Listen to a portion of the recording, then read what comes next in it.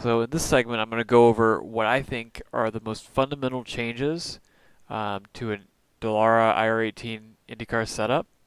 Um, those being springs, tire pressures, ride heights, and aero settings. So um, as you can see on this page, you got tire pressures here, you got your aero settings in these three categories. You got your Aero Calculator, which I'm going to go over first. And then the next page, we've got push rod lengths, which control ride height and spring rates for each corner. So, yeah, like I said, first I'll go over the Aero Calculator. So unlike everything else in these menus in the garage, these two parameters, the front ride height and rear ride height at speed, don't actually control the setup of the car. They're used for calculation purposes only, as it says. Um, so the purpose of the Aero Calculator is to give you an idea of how different aero configurations and ride heights affect your aero balance and aero efficiency. Aero balance is reflected by the front downforce percentage, which tells you basically where the center of pressure is on the car. Um, also known as, like, that means basically the more front downforce you have, you're going to have more grip in the front compared to the rear at high speed. Which means you're going to have more oversteer, right? So the higher that number, the more oversteer you're going to have.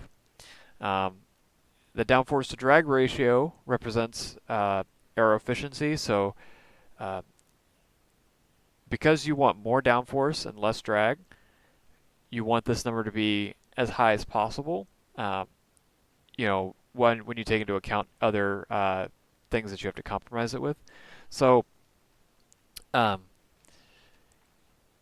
basically, those two things, the front downforce percentage is going to be dictated by what the car's balance at high speed is, right? You just want to make sure that it's balanced, and you want to make sure that downforce to drag is as high as possible while meeting the front downforce percentage that you want and meeting the downforce level that you want.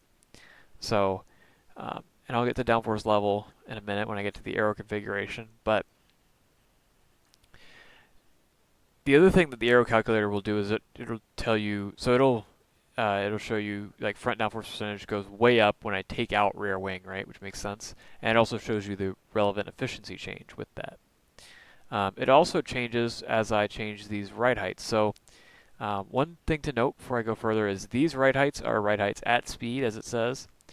The ride heights shown on the next screen are static ride heights. So those are just what the car is at when it's stationary in the garage, right? So don't conflate the two.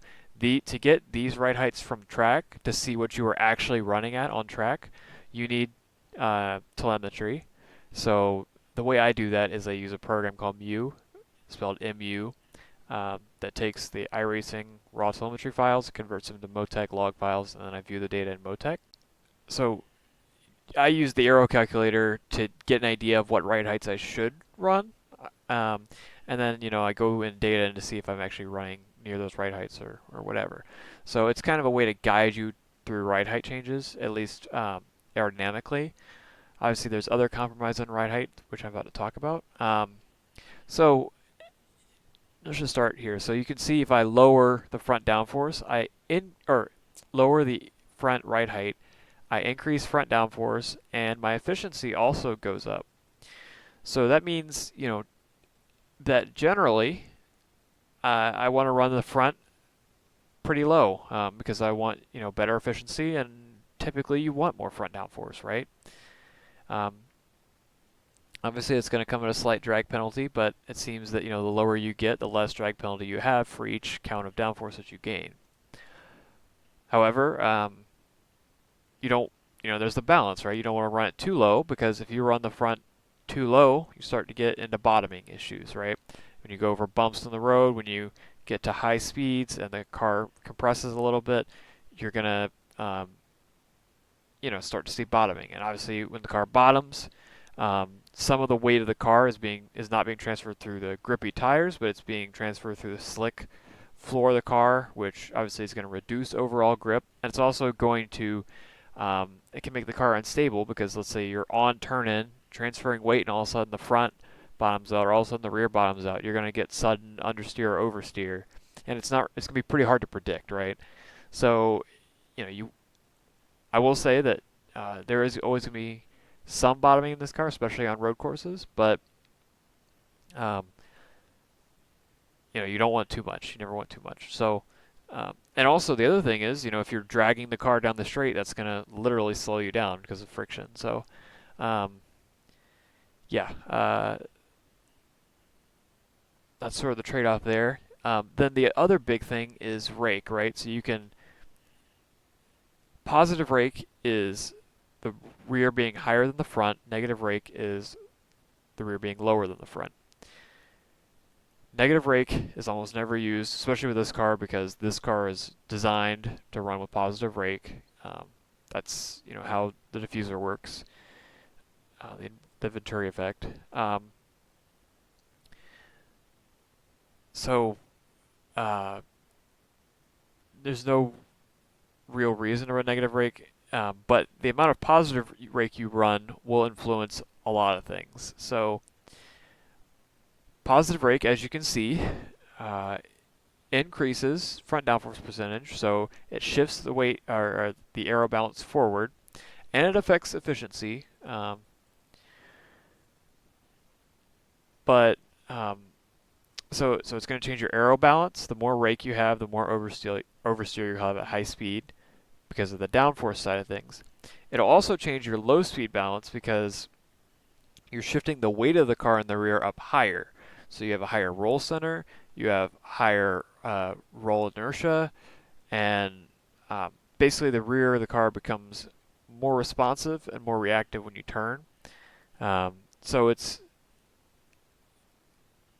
you're just going to have more rotation at low speed because of that, and it's going to be a little bit more reactive, so it's going to be a little bit more unstable. And maybe you want that because if the rear is sluggish, you want to increase rake because it'll make the car liven up a little bit. But there's some other things that rake affects, like for example, if you have too much rake, maybe the rear of the car is high off the ground, and then that means you have less weight over the rear wheels, like on corner exit when you're trying to get power down. You might struggle with traction coming off the corner, and likewise, you might struggle with rear locking coming into the corner if you don't have enough weight on the rear tires. The opposite could also be true. If you have not enough positive rake, you don't have enough weight on the front tires then, and then you just have understeer on turn in, understeer everywhere, right? So rake is one of the fundamental things that will change the balance of the car in many ways. So it's a significant change. However, you do have a lot of resolution because, as I'll show, so you adjust ride height through pushrod length. And I'll quickly show what a pushrod is and how that works. So here, this diagonal suspension member here is the pushrod. When you lengthen the pushrod, so the wheel assembly stays in the same place, it's on the ground. When you lengthen it, that's pushing the chassis up, right? So you're going to have a higher ride height. When you shorten it, the opposite happens. So yeah, it's basically how it's going to work. And you can see that reflected here. If I shorten the pushrod length, my ride height goes lower. So, like I was saying, you can change ride heights pretty sensitively. I mean, think about it like, I just changed it, a few thousandths of an inch statically, right? Which should be roughly the same at higher speeds, or similar. And yeah, so it might take more than one click of adding rake to feel a difference, right? I would recommend adding enough where you can feel a difference, and then go backward or forward or whatever. I would rather sometimes make too big of a change and then have to step back, but at least feel what the change did, than not feel anything. At least that's how I approach it. People approach that differently, so it's sort of personal preference. But yeah, so that's how you physically adjust the ride heights. The other big thing is, on a road course, you don't really ever want different ride heights right to left. On ovals, that's completely different. I'll talk about that separately, but um, yeah, just know you don't want any crossweight or anything like that on a road course unless this is somewhere like Lime Rock where all your corners are to the right, basically. Then you might want some. The other big thing here is spring rate. So um, in terms of ride heights, the way spring rates are going to affect ride height is um, the stiffer spring you have, the more ride height control you're going to have. So for a given force, a stiffer spring will deflect less. Um, and a softer spring will deflect more, obviously. So how that translates to this is if you have a stiff spring, like let's say I do a shift click, which is a shortcut, by the way, for doing 5 clicks.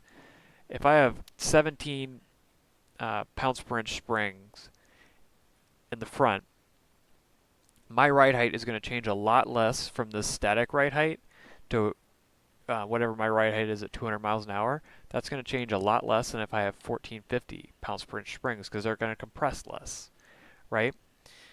Likewise, also when the car goes through a corner, it's going to roll less. So I'm going to have, my ride height difference left to right is not going to be as big, which,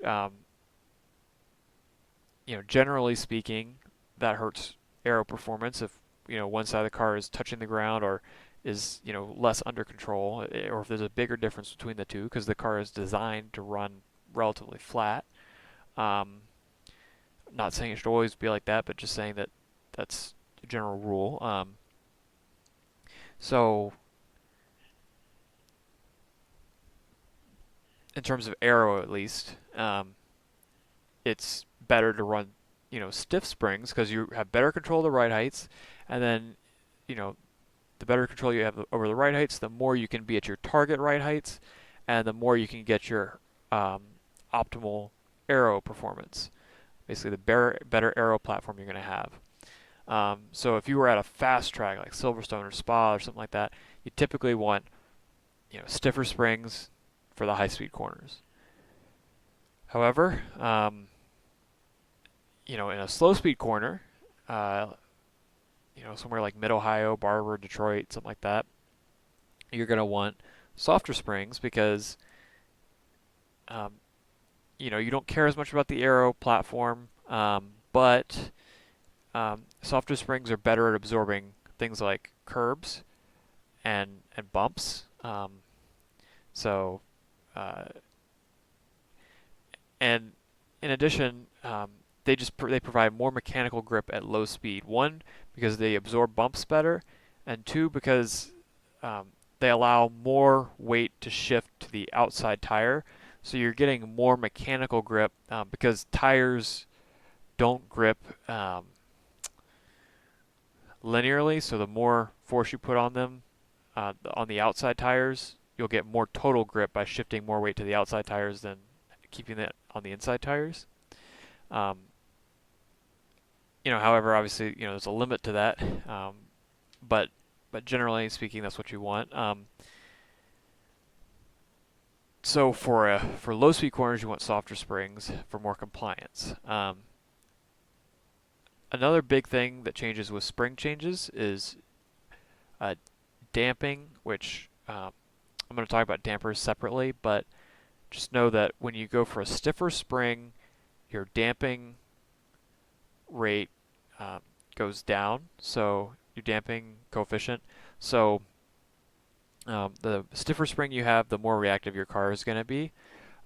So sometimes you could go in and stiffen or soften all of your dampers, but if you want to liven the car up a little bit, you could always stiffen your springs a little bit.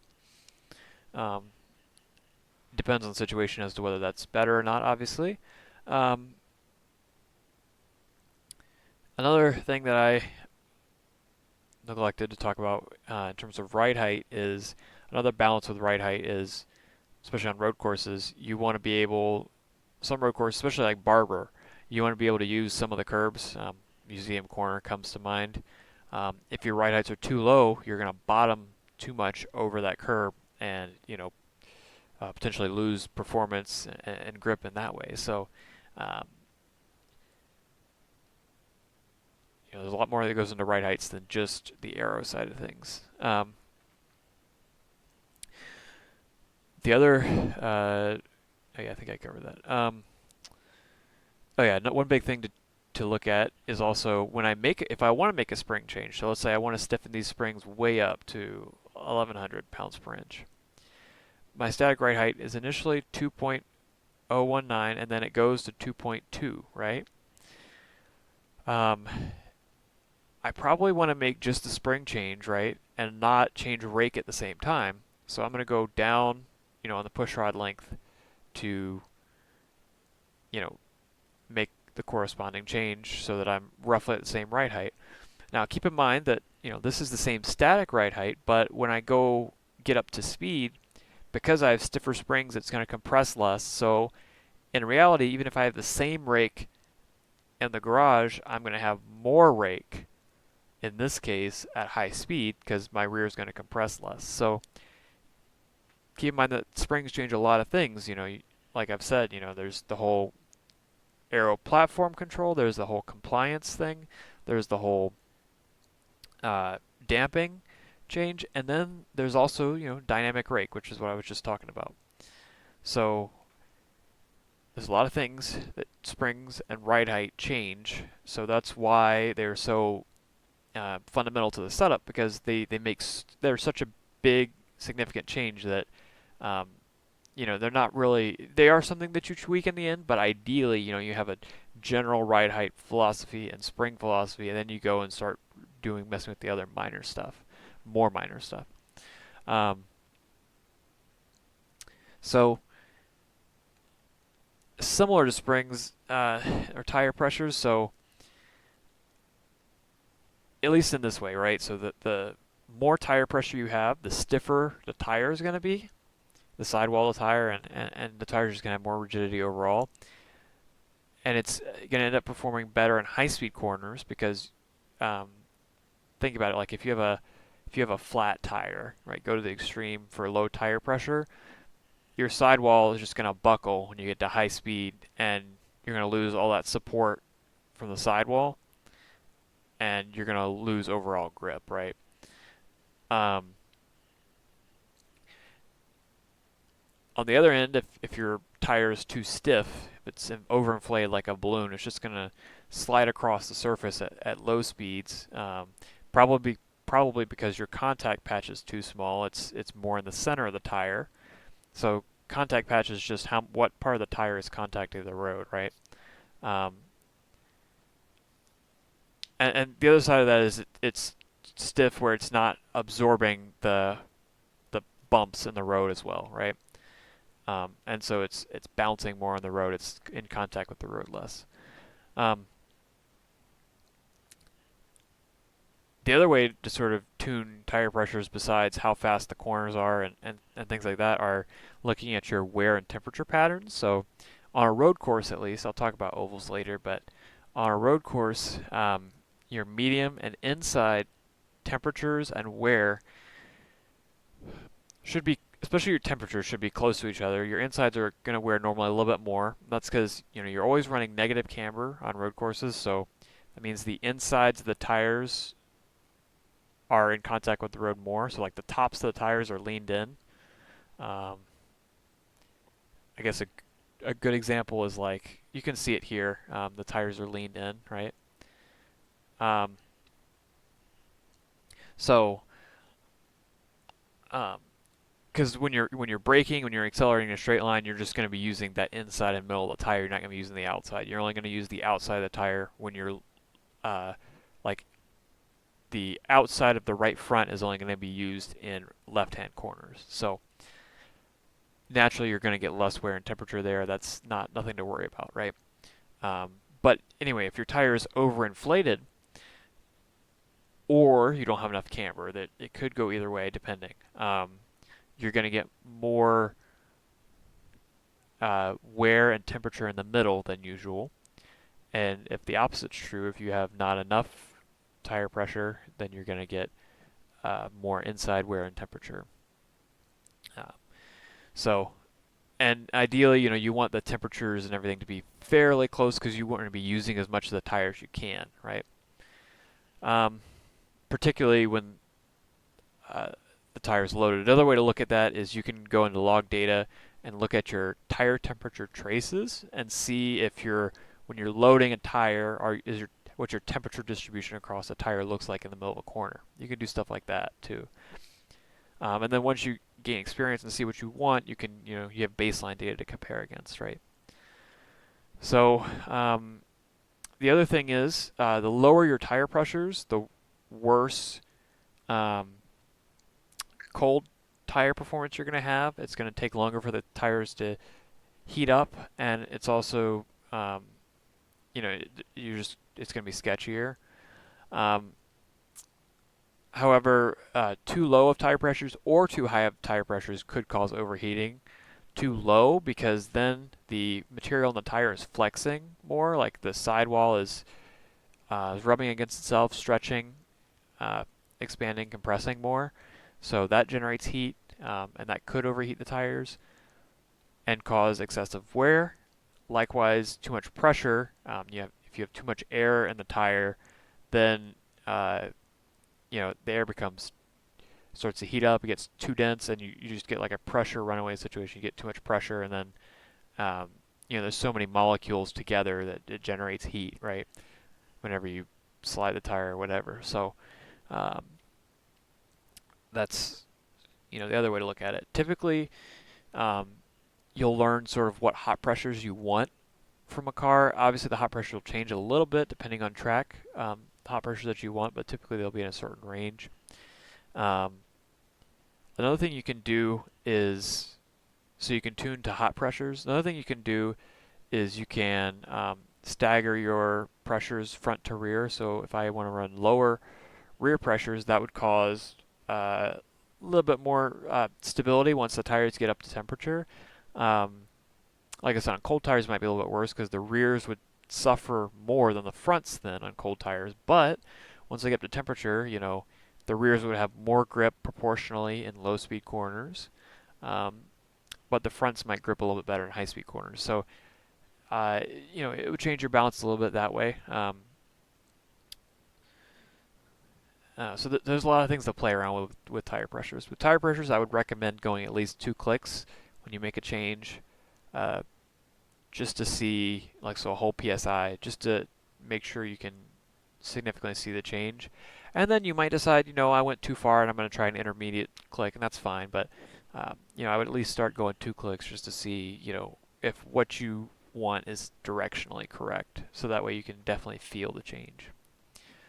Um, all right. So, all right, I'm going to go to Aero. So, and I'm going to admit I'm not a vehicle dynamics expert. So, and tires are probably one of the areas I'm weaker in. So, I you know, encourage you to do your own research to validate what I've said. Um, so, Aero, although I'm trying my best to not spread misinformation. Um, so Aero configuration, there's a lot of options, and at first it might confuse you compared to something like tire pressure where there's only one parameter. But in my opinion, it's actually more straightforward than tires. So yeah, so first of all, everything you change affects the Aero calculator. I'll start with the body arrow first. So the trailing edge wicker, first, you see wicker a couple spots here. What is a wicker? Well, let me find it. Wicker is this guy. So it's this little, it's a little lip that goes on the back of the wing. It's literally like an L if you look at it from the side. Basically, if you want to be technical, it keeps the airflow attached on the bottom side of the wing for longer, which generates more downforce and typically is more efficient. Not always.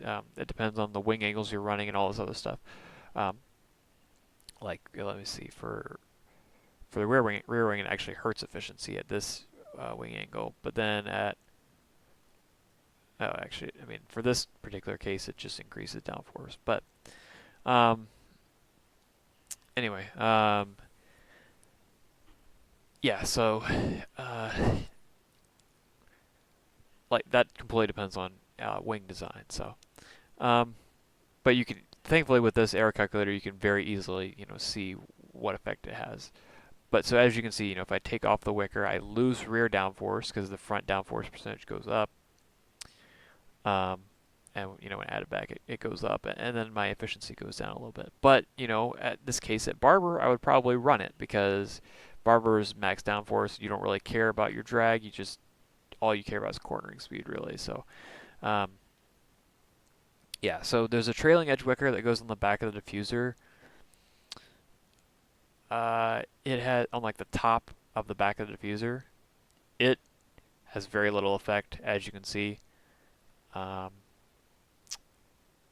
Most people I've seen run it because it increases overall downforce. So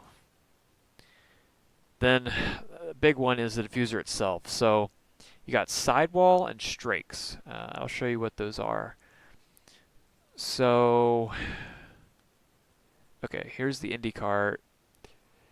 These on the side are the sidewalls, okay? The sidewalls of the diffuser. And you can see them in the middle here. These are strakes. I got a better, here's an F1 picture, but these are the strakes in the middle, right? So, strakes, Z plus 15 are basically longer strakes.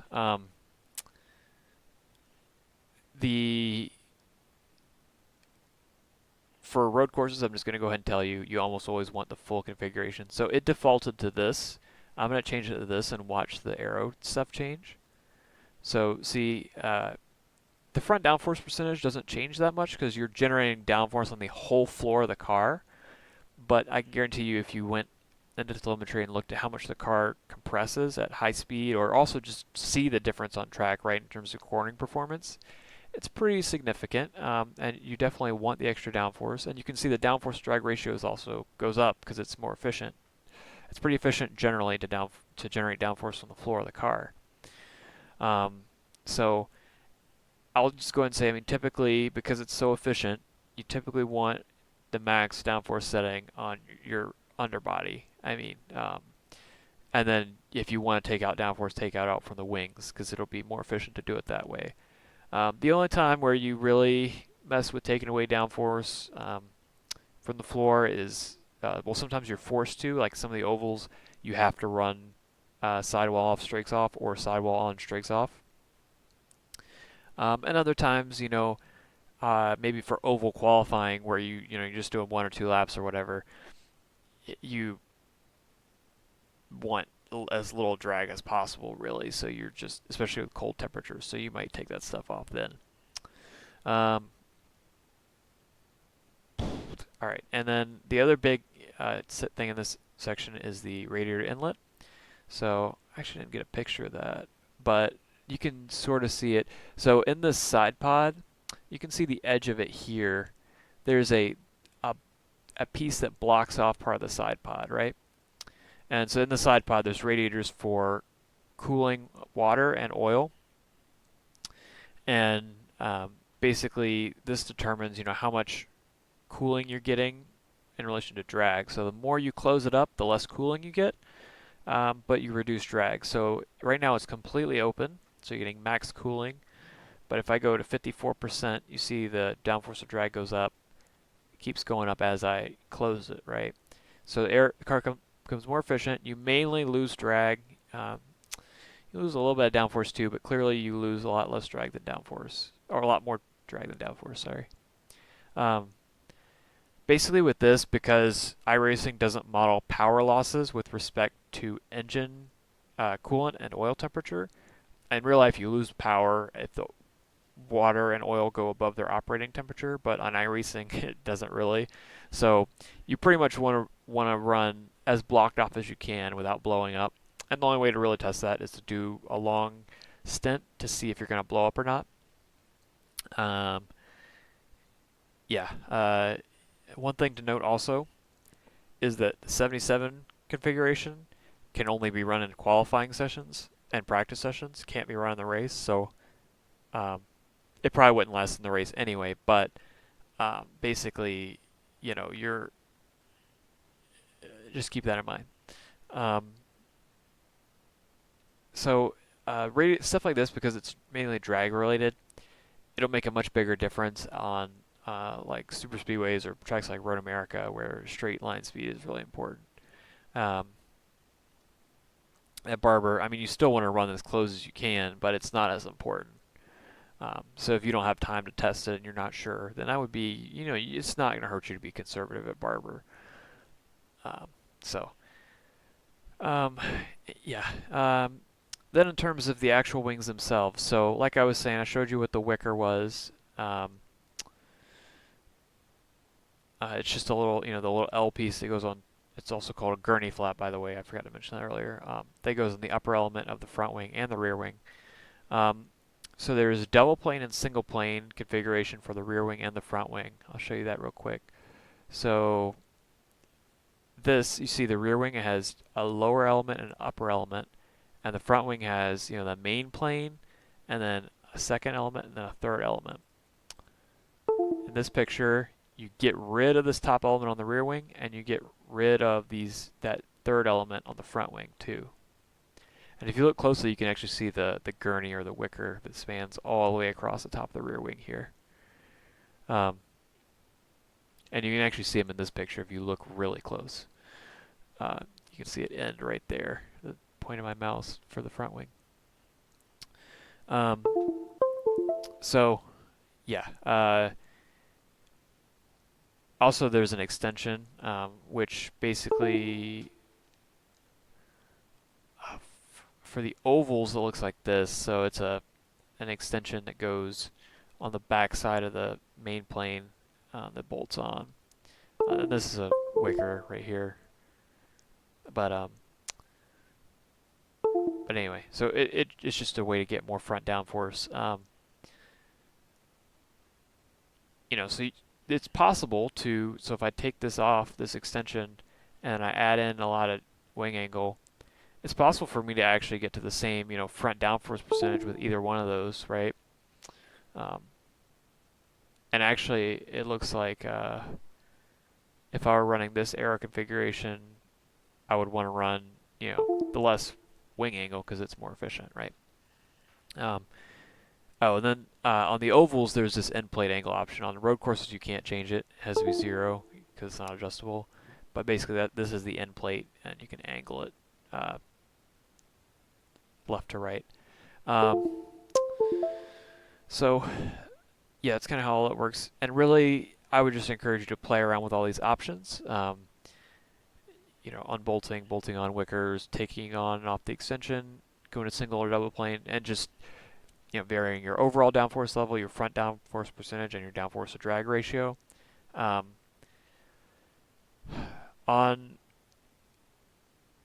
short ovals, you're forced to run single plane, rear and front wing, except for Richmond, and there's another one, but a lot of them you're forced to run single plane.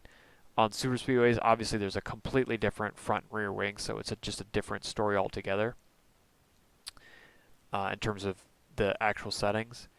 And then the other thing to note is, on road courses you can run single plane. It's very rare that is worth it. Maybe if there's a track, maybe like if we went to Le Mans or something, maybe you would consider it. There might be some other tracks, like if you ran Monza without chicanes or something like that, where there'd be long straights. Then you could look at it. But yeah, for the most part, you're always going to want double plane. One thing to keep in mind is you can wing angle is one of the things you can change in the pit stop, along with brake bias and tire pressures. I think that's it on road courses. The front wing changes very quickly, but on the rear wing, because it's such big increments, they actually so the front wing they turn with an Allen wrench or a little T handle on the front wing. The rear wing, they actually have to unpin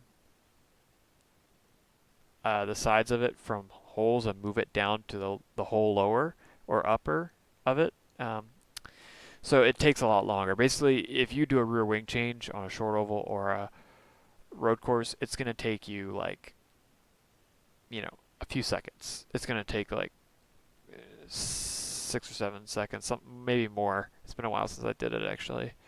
Um, so, but you can adjust these things in the race. So especially, it might be worth, uh, you know, figuring out how big of a front wing, how much a front wing angle change does. So in race, if you feel a certain amount of understeer or oversteer, maybe you can then take out the appropriate amount of front wing. The other thing I sort of should have mentioned, because the rear wing on the road course and short oval package is such big increments, you can just see it down here. Such big increments in terms of adjustment. Usually you set the overall downforce level with the rear wing settings, and when you're actually tuning the balance of the car, you use the front wing because you can have really fine adjustments with the front wing. So then you set the balance of the front wing and the overall downforce level with the rear wing. So, all right, that's enough of me rambling about aero, tire pressures, springs, and ride heights, and all that stuff. So, hopefully you found this useful. Yeah, and this is sort of the first step, the fundamentals of it. I'll go into all these other setup parameters later, but yeah, this is a good starter video for now.